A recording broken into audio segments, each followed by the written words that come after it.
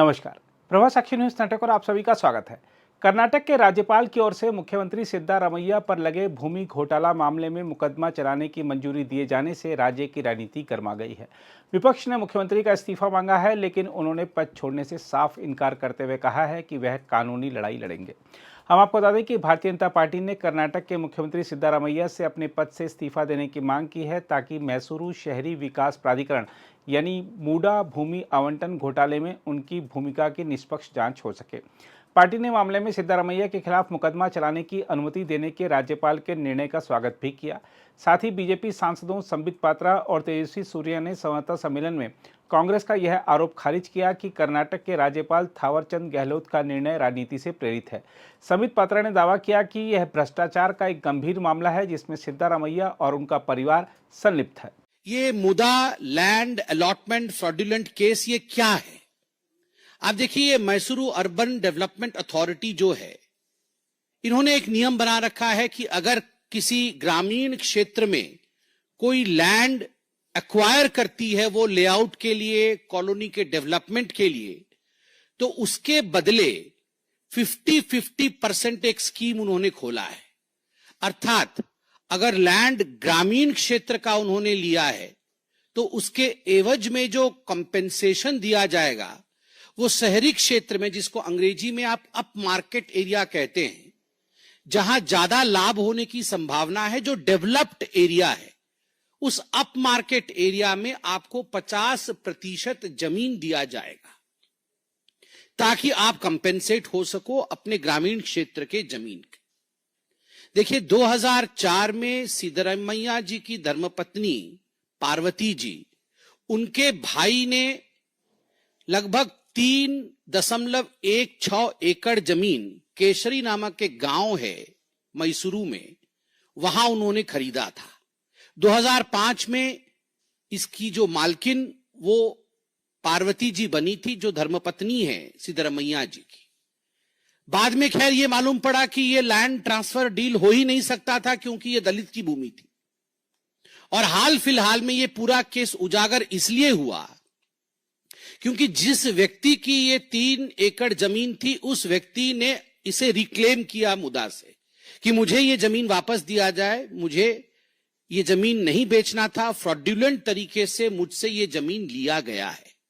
और उस समय जब पूरा का पूरा इन्वेस्टिगेशन हुआ तो मालूम पड़ा कि मुदा ने ऑलरेडी पार्वती जी को, जो कि धर्मपत्नी है सिद्धरमैया जी की, उनको 14 plot up market area Mysuru में दिया जा चुका है, जो कि लगभग ये पूरा का पूरा जो स्कैम है उसमें स्पष्ट है कि जितने का कॉम्पेंसेशन होना चाहिए था उससे कई गुना अधिक अप मार्केट एरिया में 14 लैंड अलॉटमेंट्स हुए हैं। और लगभग इसका आकलन जो वर्तमान में मीडिया और जो वहां के जानने वाले लोग हैं उन्होंने किया है, the whole corruption in fact goes up to about 3,000 to 4,000 crore rupees.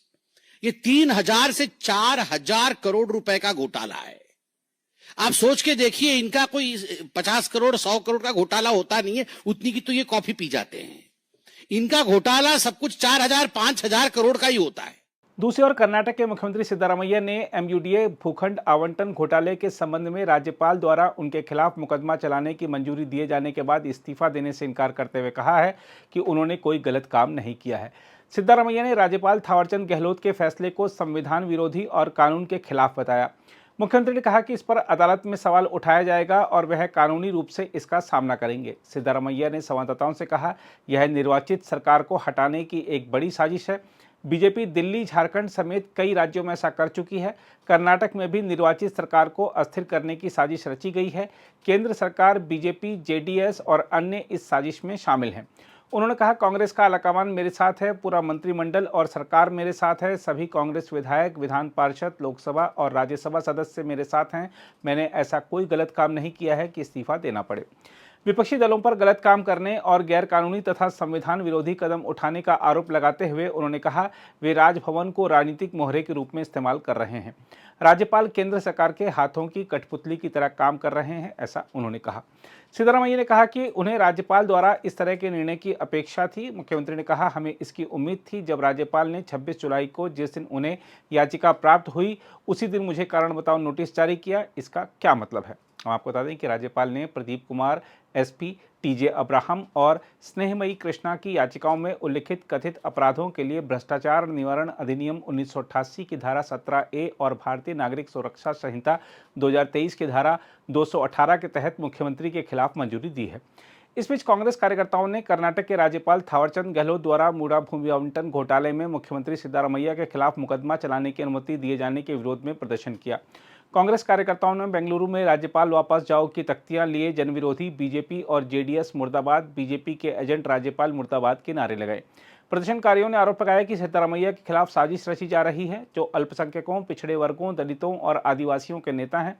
उन्होंने सिद्धारमैया के गृह जिले में विरोध प्रदर्शन करते हुए टायर भी जलाए। दूसरी ओर इस मुद्दे पर कांग्रेस अध्यक्ष मल्लिकार्जुन खड़गे ने कहा है कि बीजेपी द्वारा नियुक्त राज्यपाल गैर बीजेपी शासित राज्यों के लिए परेशानी खड़ी कर रहे हैं।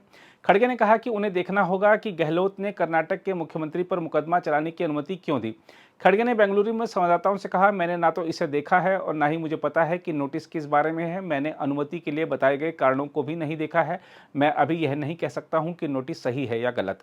कांग्रेस अध्यक्ष ने कहा, एक और बात यह है कि बीजेपी द्वारा नियुक्त राज्यपाल जहां भी हैं, चाहे वह पश्चिम बंगाल हो, कर्नाटक हो, तमिलनाडु हो, यहाँ जहां कहीं भी गैर बीजेपी सरकारें हैं, वे और अधिक परेशानी खड़ी कर रहे हैं। उन्होंने कहा कि वह मामले का विवरण प्राप्त करके और वकीलों से परामर्श करने के बाद प्रतिक्रिया देना पसंद करेंगे। हम आपको बता दें कि मैसूरू शहरी विकास प्राधिकरण भूमि आवंटन घोटाले में यह आरोप लगाया गया है कि सिद्धारमैया की पत्नी पार्वती को मैसूरू के एक पॉश इलाके में भूमि आवंटित की गई थी, जिसका मूल्य उनके उस स्थान की तुलना में अधिक था जिसे MUDA ने अधिग्रहित किया था। अगर आप भी लेना चाहते हैं देश दुनिया की तमाम जानकारी तो आज ही सब्सक्राइब करें हमारे चैनल को। साथ ही नीचे दिए बेल आइकन को जरूर दबाएं ताकि हर अपडेट आप तक पहुंच सके।